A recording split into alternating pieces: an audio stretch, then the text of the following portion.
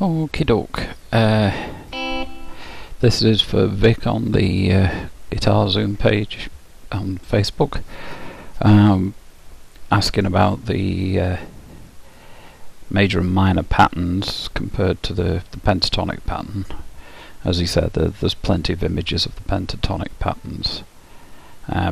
You can find the pictures of the major and minor scales as well, and I think someone's already posted them up, but I did mention that I use the major scale to work out the minor scale and work out the patterns based off, for want of a better phrase, box 1 of the major scale.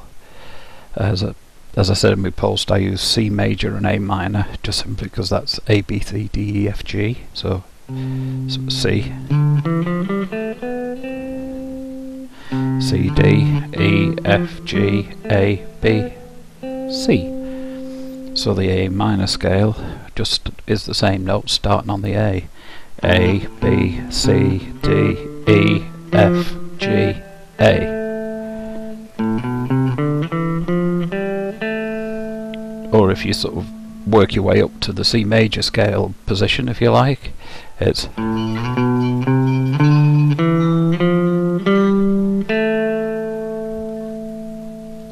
sorry about the ice cream van in the background, that didn't help the tone any, did it?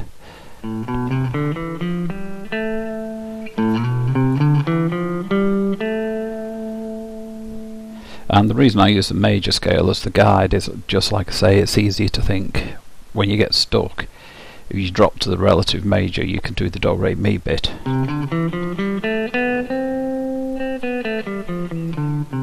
And that tone is very distinctive, and when you're getting used to the minor, that sounds odd. So it's sort of handy to drop to the major to figure out how it sounds, and then just work back a couple of tones. So like, and then just work back from the A.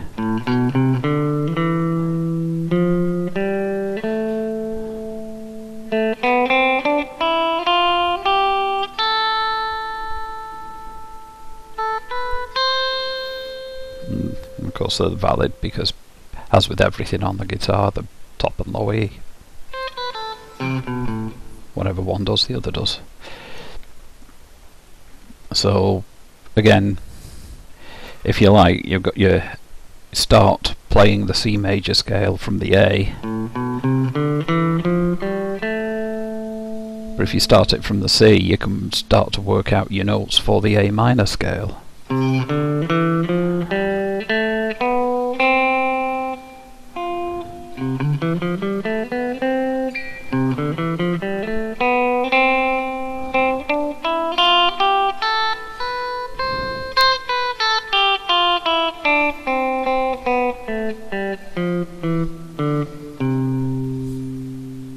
C major, but because you're resolving on the C, it sounds like a C pattern, but if you resolve on the A, it sounds like an A minor.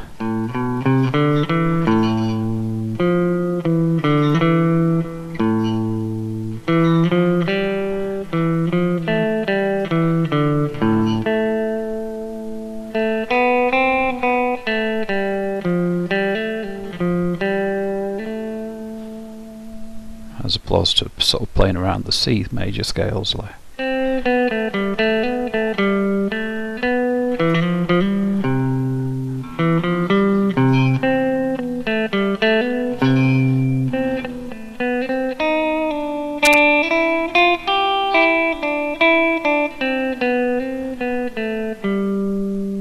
Sounds completely different because you're sort of aiming to a different note, you know. And it's the danger, it's one of the dangers you tend to get with, even with the pentatonic scale, when you get what I call stuck in box 1. You always end up going to the same note every time. Whereas if you play it in a different position, you tend to resolve to a different note simply because of the way your fingers are. So like, you know, you've got, you know, so you could say A minor box 1. And technically speaking, box 2 would be the C major position.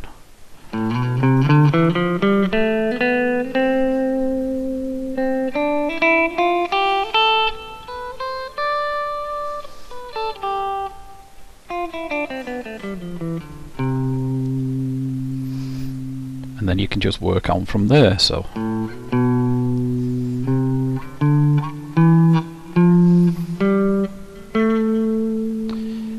and when I'm sort of figuring out the other strings, I'll even resort to just doing things like using the octaves. So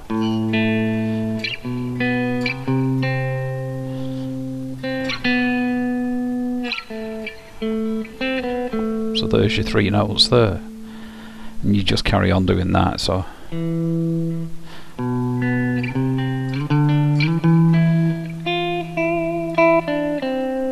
there's your next 3 notes. So and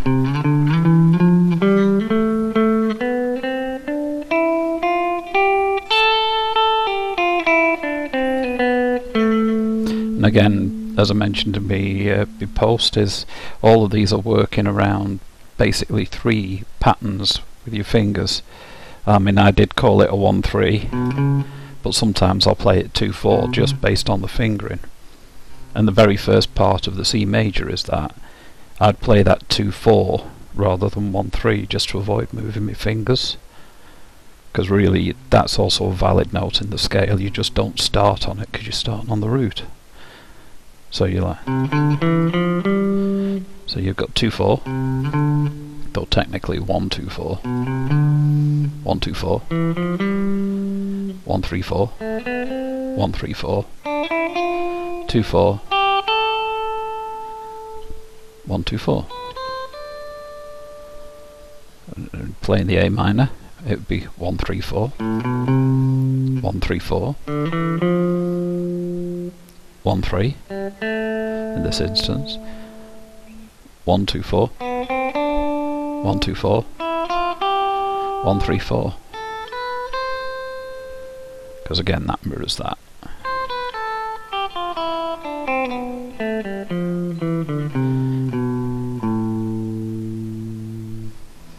So here is 1-3-4.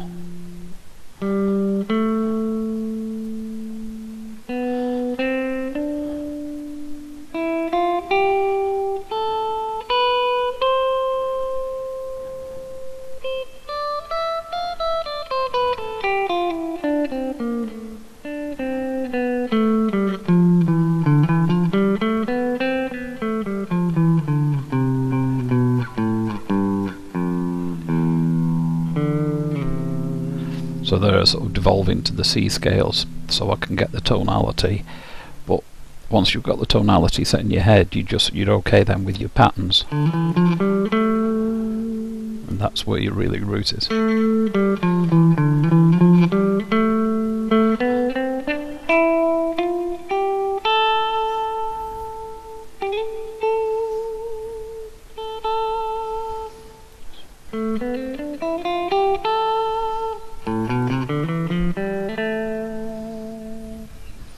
And the next position up is sort of bridging between that and what is the C major scale on the starting on the A.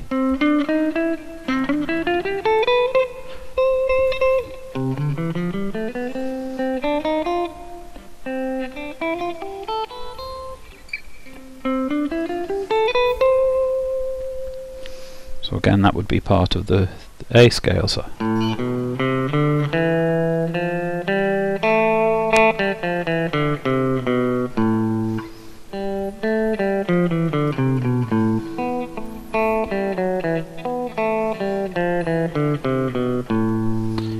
so that pattern for the A minor is pretty much the C major starting on the A with just throwing in the B and the A.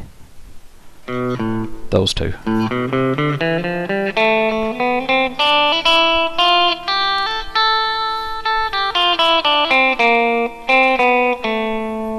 And that's handy using the major scale in that reference, because you know what the pattern is for the major there.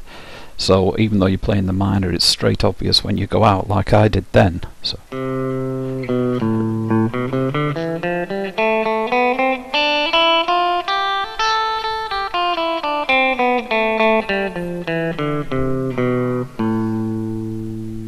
And then you just do the same the next one.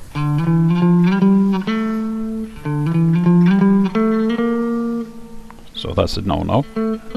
That's what you want.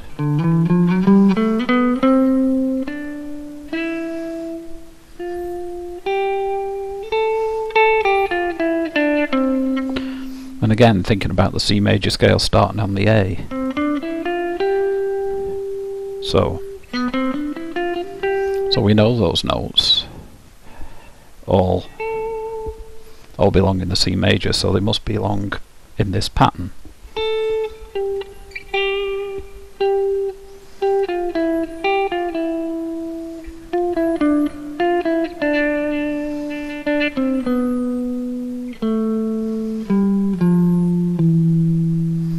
So that again informs you of the pattern of that, starting on the A.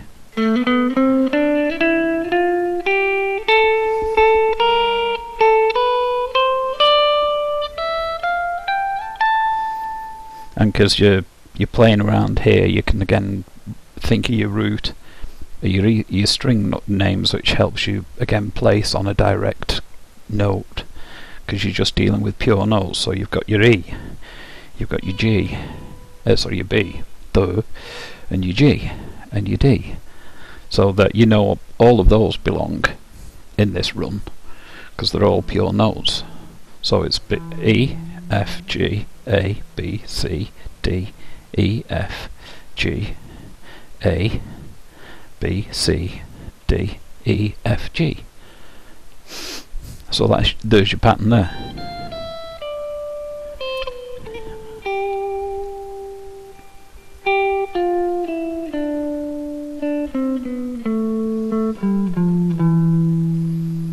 And you just carry on like that, and when you do it that way, it immediately sticks much more in your head, because you know what you're aiming for. And then once you've got the patterns, they just shift. So like, you know, if you're playing a D scale, if you say D minor, well, that's an A minor, so you know your D minor starts there. So a D minor,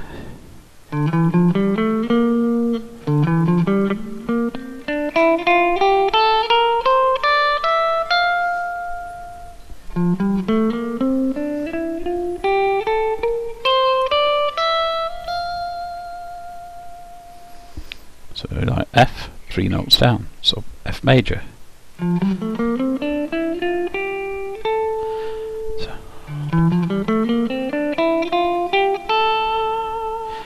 And once you start getting them, you start to realise that first pattern, like I say, your 1, 3, 4s, your 1, 2, 4s, where they sit.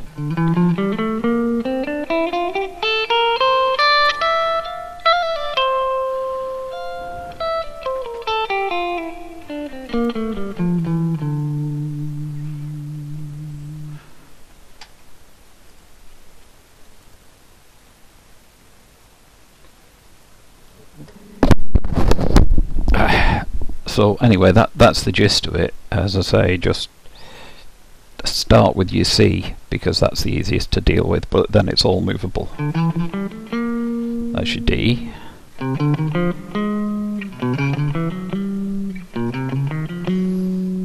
Yeah, and again, sticking to the relative major gives you your focal point, so even if you sort of pick here,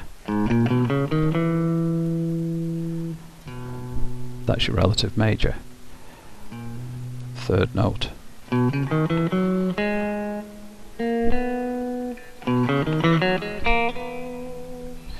Start somewhere else, start here, relative major.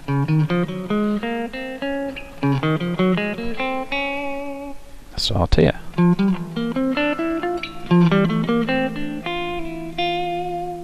Etc, etc, and then just build from there, and it starts to come together. And as I say, because you're doing it by learning the position of the notes, I think it sticks in your head better than just relying on a diagram. I hope this has been of use to Vic, or indeed anyone else. I'll sign off now before the dog goes mental, because he's about to go for a walk. She's about to go for a walk. Bye.